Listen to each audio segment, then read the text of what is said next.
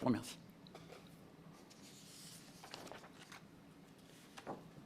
Ah, pardon. Oui, ce qui est intéressant, nous semble-t-il, dans cette histoire qu'on avait trouvée à l'époque terrifiante, c'est les conséquences qu'il y a eu. Comment, en fait, la fédération a géré cette histoire. Parce que, finalement, dans toute société, dans toute communauté, il peut y avoir des dérives individuelles, on le sait bien. Et nous, ce qui nous intéresse journalistiquement, c'est non pas de pointer la responsabilité de X ou de Y en disant que c'est un très méchant, mais de voir comment réagit autour de ça une institution.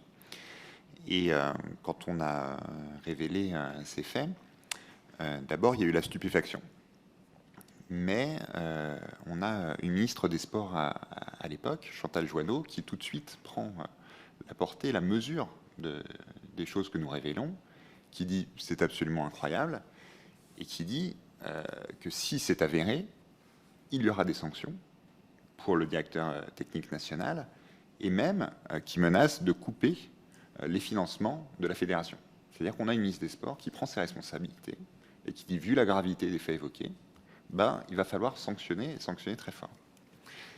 L'affaire, comme l'a rappelé Fabrice Affi, a duré donc quelques semaines, même pas 2-3 semaines de mémoire, et finit par des excuses. Donc les faits sont avérés, ils sont même reconnus, il y a des excuses publiques, mais qu'est-ce qu'il se passera précisément?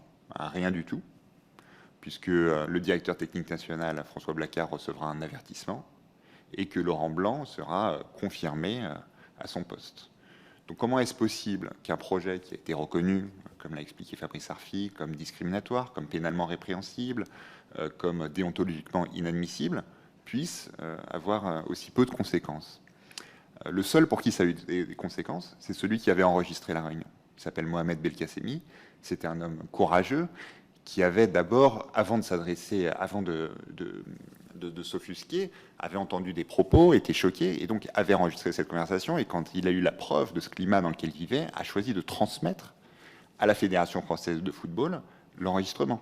C'est pas lui qui s'est adressé à la presse pour s'offusquer de ce qui se passait dans sa fédération. Il a dit, en fait, c'est très grave, peut-être que le président de la Fédération française de football et les gens qui l'entourent ne le savent pas, l'ignorent, puisque le président lui-même n'était pas là.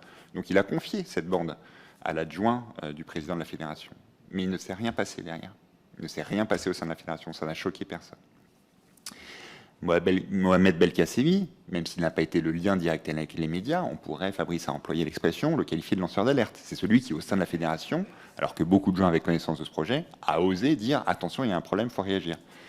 Et bien c'est le seul qui a eu des conséquences de cette histoire. Aujourd'hui, il est au chômage, il n'a plus d'emploi, la fédération refuse de le réemployer, et donc c'est le seul, au final, qui a eu à subir cette histoire de quotas, qu'à l'époque, toute la France, y compris ses principaux responsables, avait jugé discriminatoire.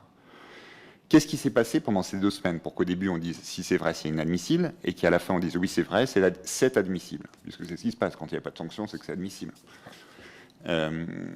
En fait, il y a eu un certain nombre de choses qui ont été révélées au fil des années, et notamment par la même Chantal Joanneau, par exemple, qui a expliqué les pressions politiques qu'elle avait eues, du président de la République de l'époque, Nicolas Sarkozy, et du Premier ministre François Fillon, qui lui ont dit « Qu'est-ce que tu fais? De quoi tu te mêles ?» Elle l'a raconté dans des interviews que vous pourrez retrouver. Et puis, il y a quelque chose qui est plus irrationnel, et qui est difficile à développer, parce que c'est peut-être plus philosophique, qui est le monde du sport. On ne touche pas aux sportifs. Nous, on voulait avoir un débat de société sur la discrimination. En fait, pendant 2 semaines, on a eu un seul débat de société. Laurent Blanc est-il raciste? Question que nous, on n'a jamais posée et qui ne se pose pas. On ne peut pas qualifier quelqu'un de raciste. Personne ne se dit raciste. Même à l'extrême droite, vous ne trouverez jamais personne qui se dit ou qui se revendiquera raciste. Ça n'existe pas. Comme personne ne se revendique antisémite. En revanche, journalistiquement, ce qu'on peut faire, c'est documenter des préjugés, des faits, des politiques qui sont mises en œuvre et qui en viennent à discriminer. Or, il a fallu dire, Laurent Blanc, mais non, il joue avec des joueurs noirs, c'est bien la preuve qu'il n'est pas raciste. Comment voulez-vous qu'il soit raciste? C'est un bon gars, regardez le DTN, il a même œuvré pour des associations d'aide aux immigrés, etc., etc. Donc c'est égaré dans des faux débats, on a noyé le vrai débat, ce qui fait qu'on n'a pas apporté de réponse à ça, en dépit des rapports officiels qui ont été faits. Il y a un rapport d'inspection qui a été demandé par la ministre Chantal Joanneau à l'époque, il devait être rendu public, il n'a jamais été rendu public, 12 ans plus tard, personne n'a ce rapport entre les mains. Et donc, en fait, on a étouffé. Pourquoi? Parce que le sport surpasse tout. Je ne sais pas si c'est ce que vous avez aussi entendu dans les autres auditions que vous avez pu mener. Mais nous, c'est quelque chose qu'on a rencontré aussi au moment des Football Leagues que vous évoquiez tout à l'heure, c'est-à-dire sans prendre que ce soit Laurent Blanc, Cristiano Ronaldo, Messi ou n'importe quelle star du ballon rond. On a beau être des fans du ballon rond, à un moment, quand on met des faits en face, que ce soit de l'évasion fiscale, que ce soit de la discrimination, que ce soit de la violence, bon, bah, on les a beaucoup aimés, mais il faut bien traiter ces affaires comme elles sont. Mais non, en fait, de par la réaction réelle ou anticipée de l'opinion publique, comme on dit, qui adore et qui pardonne tout à ces stars, eh ben, on ne va pas les traiter réellement. Et donc, on va pardonner en disant que c'est leur entourage, que mais non, ils ne sont pas racistes, ou mais que non, forcément, c'est leur agent qui a voulu leur planquer de l'argent à l'étranger, ou qu'il y aura toujours une bonne excuse, qui fait que finalement, on n'arrive jamais, les conséquences sont quasi nulles, même quand il y a condamnation, ce qui a été le cas dans les Football Leagues, puisque par exemple en Espagne, donc, les tribunaux ont condamné pour fraude fiscale certains joueurs, mais le seul qui a fait de la prison dans cette histoire, après avoir révélé la fraude fiscale, l'évasion, avoir révélé du dopage, avoir révélé un nombre de délits incroyables, c'est le lanceur d'alerte, Rui Pinto. Le jugement a été rendu hier, il a fait 1 an de détention provisoire et a été condamné hier à de la prison avec sursis, mais après avoir passé 1 an en prison. Donc je suis désolé de rapprocher 2 faits qui semblent éloignés, celui de Mohamed Belkacemi et celui de Rui Pinto, mais dans les 2 cas, les seuls qui ont eu subir les conséquences des faits terribles qu'il révélait, c'est ceux qui les ont dénoncés, qui ont voulu qu'ils soient connus. Donc forcément, ça interroge sur le type de pression et sur l'absence des conséquences. Et malheureusement, on n'est pas pour la répression à tout coup, mais on s'interroge sur le fait que quand les responsabilités ne sont pas reconnues et la gravité des faits n'est pas reconnue, ça conduit à reproduire les choses. Et c'est ce qui s'est passé depuis 12 ans. On s'éloigne un tout petit peu de la fédération, et je m'en excuse, mais on reste dans le monde du football, et je pense que c'est intéressant pour vous à comprendre en termes de conséquences. Depuis 2011, donc, on a eu une succession d'histoires discriminatoires dans le football. En fait, à l'époque, on a voulu nous faire croire, c'était un alibi, comme l'avait dit Lilian Thuram, cette histoire de binationalité, c'est-à-dire le fait qu'un joueur, s'il avait un grand-père qui était d'une autre nationalité, pourrait un jour choisir de jouer sous un autre maillot. Mais en fait, c'est une question qui était bidon. D'une part, parce qu'aucun grand joueur français n'a fait le choix de jouer pour une autre sélection par la suite. Il n'y a aucun exemple connu. Et qu'ensuite, même quand il y a un problème, c'est très bien, c'est le rôle d'une fédération de vouloir le résoudre, mais pas par des choses discriminatoires. Par ailleurs, personne ne se pose la question, quand l'éducation nationale forme des gens à devenir ingénieurs ou commerciaux, et qui vont travailler finalement à la City à Londres et faire fortune là-bas et payer leurs impôts là-bas, est-ce qu'ils ont trahi la France ? Bon, pourquoi ça se poserait en matière de football ? Parce que finalement, un joueur qui a été formé en France jouerait pour une autre sélection, pourquoi tout d'un coup, ça serait un traître à la patrie ? Et donc, ce qu'on a découvert, c'est une multitude d'histoires qu'on a racontées, on va vous épargner le détail, mais la plus connue, et une des plus récentes, est édifiante à ce sujet. Elle touche un grand club français, le plus grand actuellement, le Paris Saint-Germain, qui a jugé qu'il y avait trop de joueurs noirs dans ses centres de formation. Et là, c'est pareil. On a publié toutes les preuves grâce au Football Leagues. Tout était là. Tout était documenté. Il était écrit noir sur blanc, cette fois, qu'il y avait trop de noirs et qu'il fallait donc refuser. On avait un cas concret d'un jeune joueur noir de 12 ans, exactement la même chose, qui jouait à l'époque en Normandie. Il y avait des recruteurs qui le trouvaient formidable, qui voulaient le recruter au Paris Saint-Germain. Et ce que leur dit la direction du club, c'est non, on a déjà trop de noirs dans nos équipes. C'est ça qu'on a toujours eu du mal à faire comprendre. Et on a eu beaucoup de regrets là-dessus, parce qu'en termes de communication, on se dit mais c'est pas possible, on n'arrive pas à faire comprendre la gravité de cette affaire. C'est-à-dire que quand on expose ces situations, on nous dit mais arrêtez, il n'y a que des noirs dans le football. Comment vous pourrez nous parler de racisme dans le football ? C'est le domaine où il n'y a pas de racisme. Mais en fait, c'est l'inverse. C'est qu'il y a des gens qui jugent qu'il y a déjà tellement de noirs, qui veulent mettre en place des politiques qui vont permettre d'en limiter le nombre, ou au moins d'introduire quelques blancs, comme ils disent, parmi tous ces noirs. Et ça, c'est quelque chose en fait qu'on a du mal à faire comprendre, puisqu'on nous renvoie toujours, mais regardez, il y a des noirs partout, comment vous pouvez dire qu'il y a du racisme ? Des noirs, il y en a peut-être partout, mais comme l'avait dit un autre historien à l'époque des faits, il n'y en a pas dans les instances représentatives. C'est-à-dire que le football est un sport, effectivement, où beaucoup de populations diverses, socialement, d'origine, se mêlent. En revanche, si vous prenez les bureaux de ces fédérations, c'est très hermétique. Et donc, vous avez plutôt des personnes très âgées, qui ont plus que 60, plus que 70 ans, parfois qui approchent les 80, qui règnent, qui sont complètement... qui ne connaissent pas ces problématiques, et qui n'y sont pas sensibles. Et donc cette absence de mixité dans les instances participe certainement d'un manque de compréhension du problème. Au PSG, même chose, cette fois-ci on ne pouvait plus nous parler de binationalité, de parler d'un jour partir jouer pour pour une autre sélection, puisque en club, c'est une entreprise privée, donc le but est seulement d'avoir les meilleurs joueurs, qu'ils soient noirs ou blancs, a priori, c'est comme dans n'importe quelle entreprise, on va prendre des compétences. Ben non.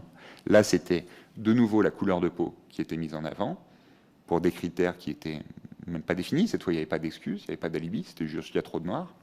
Et pour autant, ça n'a suscité aucune réaction. Dans un premier temps, pareil, tout le monde a dit c'est incroyable, c'est fou. Et puis, une semaine plus tard, que ce soit la maire de Paris, Anne Hidalgo, que ce soit les représentants divers au gouvernement ou ailleurs, il a été admis que finalement, c'était pas si grave et que, on était bien content d'avoir un grand club à Paris et qu'on n'allait pas l'embêter. L'enquête judiciaire, elle a à peine été menée, on l'a documenté dans Mediapart. Comme si ce rayonnement du sport, ce côté on ne touche pas aux sportifs, on ne touche pas aux grands clubs, allait jusqu'à la justice. Le parquet a mené une non-enquête, sans perquisition, sans entendre les gens mis en cause, etc. Et il a fallu que des associations se constituent partie civile pour qu'aujourd'hui une instruction soit menée et on verra où elle conduit. Mais nous, ce qu'on sait, c'est qu'on a publié tous les documents qui prouvent ce qu'on a dit et on verra bien ce qu'en disent les magistrats.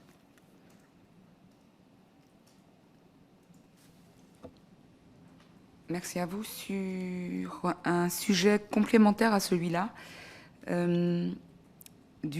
j'entends bien des critères sociaux exprimés sur vos deux témoignages. La semaine dernière, nous avons auditionné aussi M. Lionel Dangoumeau, qui est le directeur de la rédaction de l'Équipe.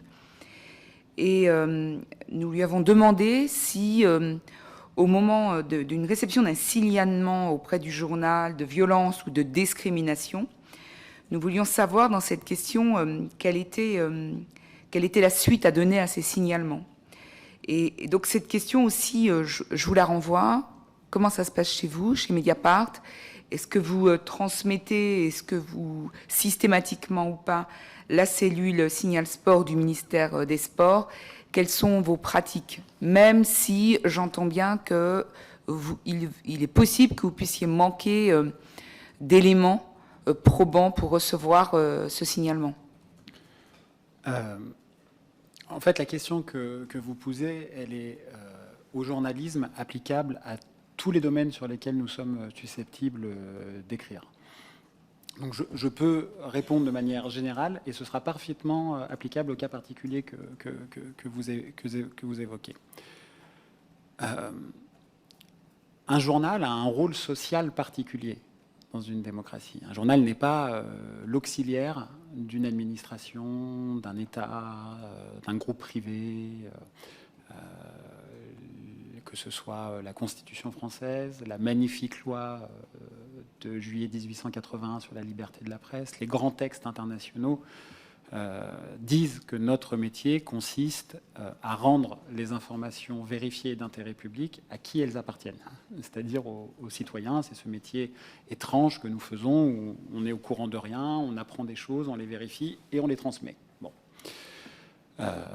Dans le cas d'espèce, quand quelqu'un nous alerte sur une situation, c'est pas parce qu'il y a une alerte que ça fait un article, que ça fait une enquête. C'est pas parce qu'il y a une alerte que nous transmettons à qui que ce soit. Notre travail est de regarder la nature de l'information qui nous est délivrée, si tant est que ce soit une information. C'est une information à partir du moment où nous l'avons vérifiée. Si elle est d'intérêt général, qu'elle ne tangente pas tout un tas de secrets parfaitement légitimes en démocratie. Et le secret, faut-il encore qu'il soit bien défini et bien contrôlé? Et bien sûr, il y a le secret de la vie privée, mais le secret médical et tout un tas d'autres secrets. Et c'est dans cette géographie bizarre que se situe le journalisme et le journaliste qui a pour rôle d'obtenir des informations auprès de gens qui ne sont pas censés les lui donner, voire qui violent un règlement ou la loi pour les lui donner. Ce n'est pas moi qui le dis pour le bon plaisir de notre travail. C'est ainsi que c'est consolidé par la jurisprudence en droit interne français, la Cour de cassation, et devant la Cour européenne des droits de l'homme. D'où le secret des sources, parce que c'est à nous d'assumer la responsabilité de ce qu'on publie, y compris la responsabilité devant les tribunaux. Les juges sont quand même les les premiers déontologues, si j'ose dire, de la bonne pratique du journalisme. Et nous ne sommes pas de ceux qui considérons qu'il devrait y avoir une irresponsabilité, comme ça peut exister par exemple aux États-Unis avec le premier amendement, du journalisme vis-à-vis du juge. Nous avons à répondre évidemment de ce que nous faisons devant les tribunaux, et à Mediapart, nous le faisons régulièrement, je dois dire, et nous gagnons nos procès. Pour répondre à votre question, nous, notre façon d'alerter, c'est de publier. C'est ça notre travail, c'est de publier des informations. On ne peut pas se transformer en auxiliaire d'une quelconque plateforme d'alerte dont il ne s'agit pas du tout de remettre en cause ni la légitimité ni l'utilité. Mais nous, notre travail, si des gens viennent nous voir, nous, et pas la dite plateforme d'alerte ou la justice ou toute autre autorité constituée, en fait, c'est une décision qui leur appartient. Nous ne sommes pas garants de la raison pour laquelle les gens nous parlent. Bien sûr, l'une chose où on passe beaucoup de temps dans notre service avec Mickaël et les 10 personnes qui le composent, c'est de comprendre quel est l'intérêt des gens qui nous parlent. Évidemment, parfois, il y a des gens habités par une idée du bien commun qui viennent nous donner des informations en disant c'est pas possible que ça existe, il faut que ça sache. Puis il y a des gens qui sont mus par des formes d'intérêt, évidemment. Évidemment. Et nous, quitte à ce que ça puisse surprendre, nous ne bouchons pas le nez par principe. Ce qu'il nous importe, c'est d'avoir des informations vraies et d'intérêt général. Évidemment, de ne pas être prisonnier de telle ou telle personne qui vient nous alerter. Donc, pour répondre à votre question, si c'est vérifiable d'intérêt général, alors nous devons le publier. Une fois que c'est sur la place publique, ça appartient à tout le monde. On saisit un lièvre, et ensuite, on lève un lièvre plutôt, et c'est à la société civile, je mets la société politique dans la société civile, de s'en emparer. Et évidemment. Alors, pour répondre encore plus précisément à votre question, dans un certain nombre de dossiers, s'agissant de faits ici de discrimination, là d'atteinte à la probité, de fraude fiscale, je parle dans le milieu du sport, mais dans d'autres milieux également, il peut nous arriver de publier des informations soutenues par des documents, par exemple, que la justice ne connaît pas. Il est arrivé très fréquemment dans l'histoire de Mediapart que nous soyons destinataires d'une réquisition judiciaire pour savoir si, qui du service enquêteur ou des magistrats, si nous serions disposés à donner le document qui pourrait intéresser leur propre enquête. C'est très souvent que nous sommes destinataires d'une réquisition. Je dois préciser pour l'anecdote que nous avons été une fois destinataires d'une perquisition dans le cadre de l'affaire Benalla, et ça ne s'était pas très bien passé, et ça s'était même terminé par la condamnation de l'État pour cette atteinte à la liberté d'informer, à considérer le tribunal de Nanterre. Je ferme cette parenthèse.